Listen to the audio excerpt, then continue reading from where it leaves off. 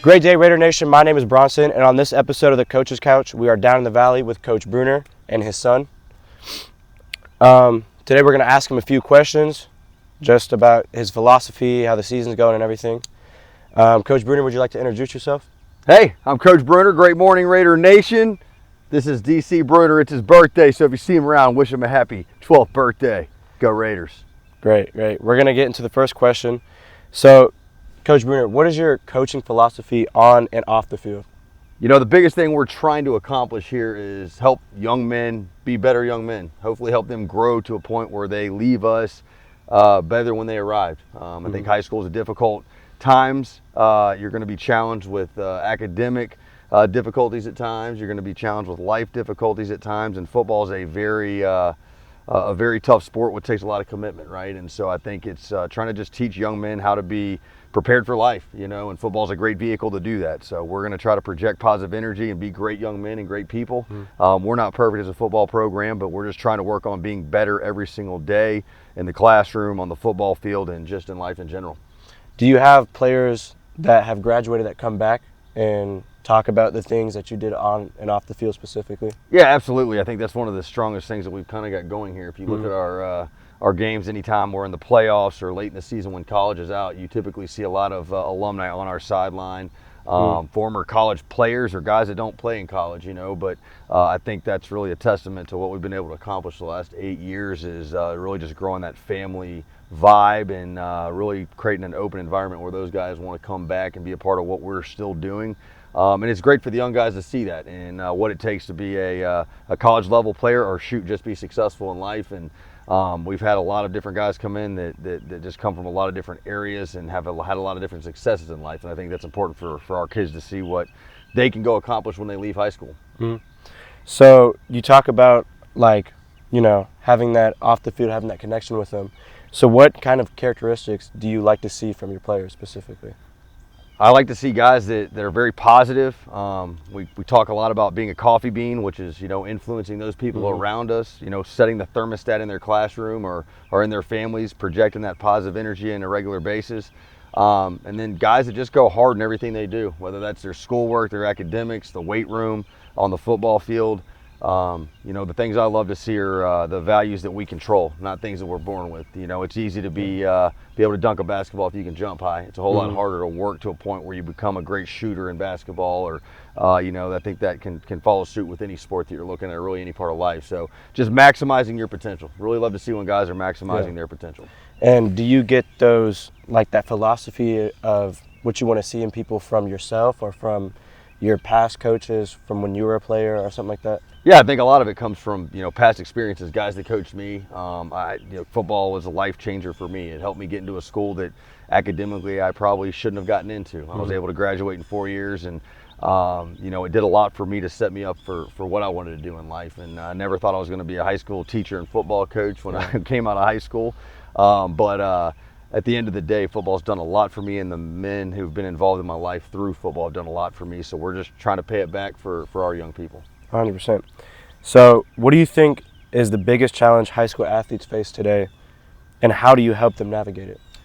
Quite honestly, I think it's harder than ever to be a high school student, to be a teenager. You know, you're challenged with so many things, social media, the constant attention to your phone.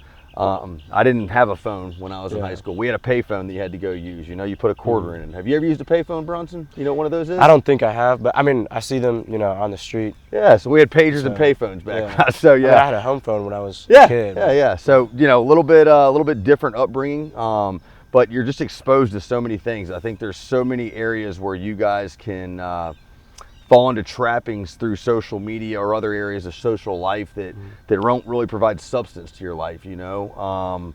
I do think the interconnectedness that you guys have is really neat, but there's also some trappings in that as well, you know. So I think just being a high school athlete now has been harder than ever. I think there's more of a direct to consumer product now, whether you're a high school kid or a college kid. So your social media allows you to get directly to the people, as opposed to, like, in the past, you've typically seen, you know, guys in college and getting into the NFL really being branded by Under Armour or Nike, whereas now that branding is starting at a very local level. So you got NIL stuff that I think becomes more of a challenge. I just think there's a lot more pressure, and it's just harder to get to where you want to go. The college level scholarships are shrinking because of the transfer portal. So for guys that want to go play at the next level, it's becoming more difficult. So, I think just in general, it's harder than ever to get to where you want to go. But that's why high school sports is so important, because everybody can participate in high school sports. And that's why for us in football, we're always going to be a no-cut sport. I want to have a chance to impact as many guys as possible. And unfortunately, every kid on our team doesn't get to play a million reps on the field. Every kid on our team doesn't get to be a 5-star, but they can learn to be a 5-star human being and hopefully be a 5-star father and husband one day. And that's really what we're striving to try to do. Right. So you talk about social media. Is there any way that you try and, protect or control your players' influences on social media? Yeah, I've got the director of operations, Coach Monty Bumper, who helps do a lot of stuff like that for us. So he's involved in academics, recruiting, and social media. So, we talk about social media. We signed a social media contract as a team, and we try to make sure that we're using it as a tool and not a hindrance to what we're trying to do in life. And I think, again, social media can get you into so much trouble, but it can also be a helpful tool, But I think the other piece of it is, I think it can be a distraction at times, I think everybody that's probably listening to this can find how many hours get wasted scrolling through social media, and is that helping us be a better human or better in our academic world and that kind of piece. So we're trying to learn how to use social media the right way, and also make sure we're monitoring it and making sure it doesn't hurt any of our young people. But it's absolutely vital in the recruiting process for football that our kids are using social media, and especially Twitter.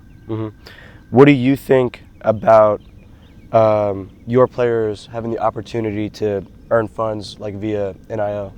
I mean, look, I think it's amazing. Anytime kids are getting an opportunity to be successful and benefit from it, I think that's pretty amazing. You look at the Tyler Atkinson kid that's over at Grayson. He just was able to, bless his team with cleats. I think that's pretty neat. That's a kid that's receiving NIL benefits and being able to provide for his teammates. And I think that says a lot about what he's trying to accomplish from a team perspective, So I think in that regard, it's really neat. I think it can result in some negative consequences, though. It can be a divider in teams, as far as where those rewards are going and whatnot. But, I'm never going to hate on a kid that's getting opportunities to be successful. You got these college guys that are multimillionaires, and good for them. They've worked really hard to get to where they're at right now, and hopefully they're learning to have direction with those funds and those monies, and kind of a thought about where the process is going to be down the road, and not just wasting it away. Because we have college guys currently right now that played for us that are getting NIL deals, and that's stuff that we try to talk to them about when they left out of here was, what are we doing, setting yourself up for the future. I don't know what I would have done if I would have been making that kind of money when I was 18, 19 years old, So hopefully we learn how to manage that money the right way and not let the money manage us. So outside of obviously position drills and on the field stuff, what do you do, I say off the field, that, going back to earlier, like you said, connects with the players on a more personal and emotional level with them? We've done a variety of things. We actually hired a mental health coach a few years back. And Coach Hendricks? Yep, Coach Sierra. And he played here, ran track here, ended up running track in Michigan. Ended up being a double major up there. And so he actually, because of some of the things that we did here, built out a curriculum. Me and him sat together and built out a curriculum, and a lot of it had to do with the mental health coming out of COVID. And we've been doing this with our kids, typically on webs, but just throughout the years, and he's been with us. Well, it's really turned into something huge for him, because he's out at USC in California working on his doctorate, really building out this program that we kind of started here on a bigger scale, where he can take it to high schools around the country. And I think this mental health piece is a huge part of growth. And it's something we need to be focused on. It's not something we need to be afraid to talk about. There's a lot of guys dealing with anxiety or issues that we may not know about, and trying to find ways to help them navigate that is absolutely critical. Strategies to do that is absolutely critical. But things like that, bring guest speakers in, we're just trying to connect with them as much as possible. We typically do book clubs, or we've read through one this year that we were trying to I didn't make them read it, but we created some PowerPoints and went them in their team meetings. But just stuff like that we're trying to do to connect them on things bigger than just football. Right. And then finally, the last question is, Mr. B was wondering what it's like to be the coolest guy on campus. I don't know, DC, what's it like being the coolest guy on campus? Big dog. But thank you very much, Thank Coach you. Bruner. This was the first episode of the Coach's Couch with yours truly, Coach Bruner, and his favorite son, DC. Thanks so much, guys. Go Raiders.